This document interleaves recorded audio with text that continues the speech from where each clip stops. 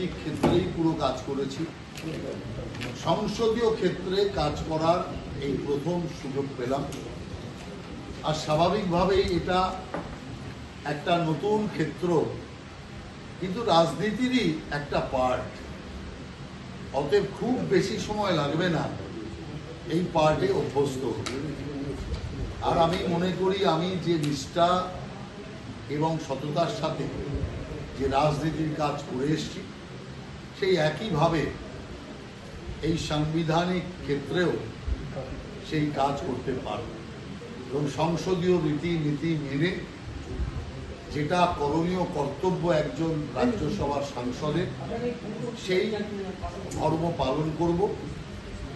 আর সবচেয়ে একটা জিনিস ভালো লাগছে যে যে সমস্ত নেতাদের আমি আরাধ্য বলে মনে করি, যেমন প্রধানমন্ত্রী নরেন্দ্র দামোদর দাস মোদী, স্বরাষ্ট্রমন্ত্রী অমিত শাহ,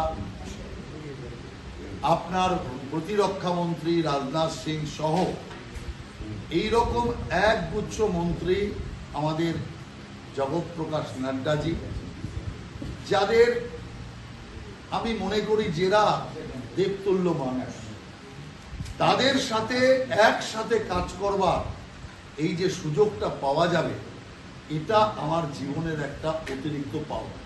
কাজ তো তাদের সাথে করেছি। মোদিজি যখন সংসদীয় রাজনীতিতে আসেনি তখন থেকেই কাজ করেছি ওনার সাথে, কিন্তু সংসদীয় রাজনীতির মধ্যে ওনাদের পাশে পাওয়া, ওনাদের আশীর্বাদের গণ্ডির মধ্যে থাকা, ওনাদের সাথে কাজ করা, এটা স্বাভাবিকভাবেই আমার ক্ষেত্রে একটা বৃহৎ পাওনা। এবং আমি পুরোপুরি আমার যে কর্তব্য সে সম্পর্কে সচেতন যথেষ্ট আছি এবং মানুষের প্রতি, নাগরিকের প্রতি এবং দেশ এবং রাজ্যের প্রতি যে কর্তব্য পালন করা দরকার, প্রতিটি ক্ষেত্রে সেই কর্তব্য পালনের জন্য অঙ্গীকার করে আমি